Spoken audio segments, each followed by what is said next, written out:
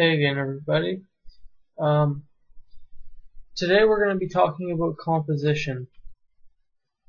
With composition, it's something a lot of people throughout their high school career don't talk about just because of the curriculum, but it's extremely important if you want to become an illustrator or a concept artist, anything doing with art. You really got to learn about composition.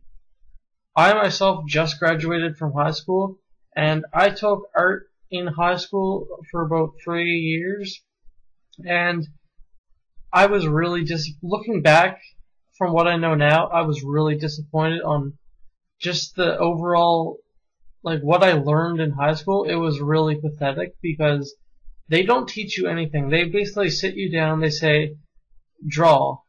Draw from your memory and just draw. They don't give you reference, they don't give you anything, they just tell you to draw, and if you put in the effort, they'll pass you. It's a really sad excuse for art classes. I'm sure you guys have it too.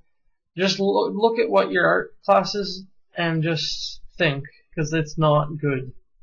But anyway, throughout my high school career, I didn't learn anything in art really. I learned maybe perspective, but composition is a big thing. And I'm going to actually have a whole series about it called, I don't know. I'll make up a name. Anyway, we're going to be talking, there's a bunch of different aspects to composition, like scale and there's a lot of stuff actually. I don't know off the top of my head. But, yeah, we're going to be talking about right now is, value planning. Value plotting, value planning. I just learned about this aspect actually.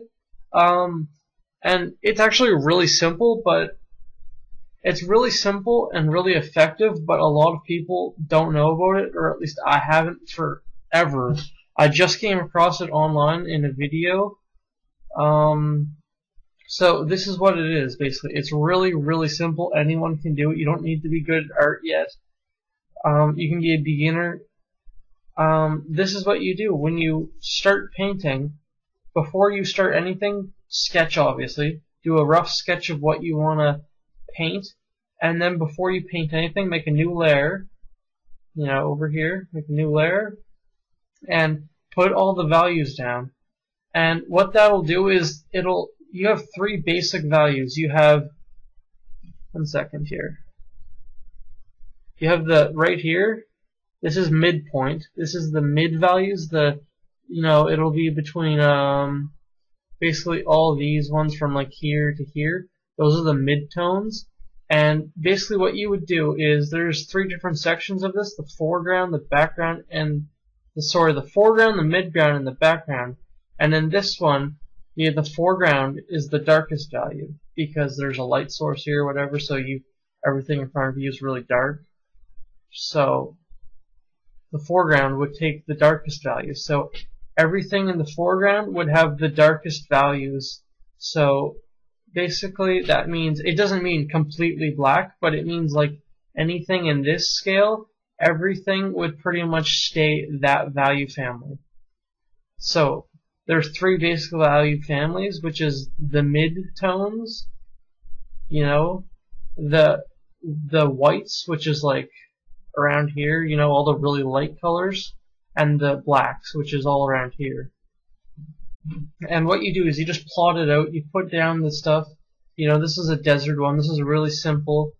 And then the midground, which would be maybe some mountains or something, those would be the midtones.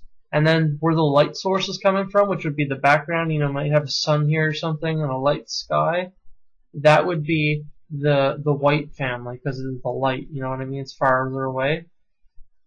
You could do a lot more with composition, but this is the real basics. This is going to be the first episode. This is the real basics. We're going to get into more complicated stuff soon. And then here's another example. The foreground here, in this case, the foreground is actually the mid-tones this time. No real reason. It's just, pure aesthetic purposes for later on. Everything in the mid-tone. This is really simple right now. You may put in some rocks, some trees, whatever, what have you. Those would all be the mid-tone family. You gotta remember them. There's 3 families. So you take it and you stick to those families. Maybe add a little bit lighter ones for highlights or something. If there's like metal, obviously. But stick with midtones basically. And then in the midground here you have some type of it leads to some type of like path that leads to a cliff with some type of other, I don't know, rock, castle, something like that. Some type of fortress on a cliff. That's all black because it adds high contrast basically because the light source is here and then this is here. It adds high contrast because you go from dark to light really quickly, and it's really nice for the eyes to see that if you do it right. So that's another example, and the last example I have here is just a basic figure jumping, with a spear or whatever. And this is the last example I have. In this case, the foreground is actually the lightest. Maybe you have some trees and some rocks or some grass, whatever. The background, maybe it's like a hazy day, you know what I mean? The sky's cloudy, whatever. Then it becomes mid-tone. And then he can have dark values because, it's darker out, it's cloudy, whatever. He's a darker value. And basically, just do this with all your pictures. Try to think, what kind of values do I want? Do I want the white values to be in the front, the back, the middle, whatever? Just try to practice this some more. And I urge you to try this with your next painting, whatever it is. Just plot out the values before you do it and see if it helps you at all.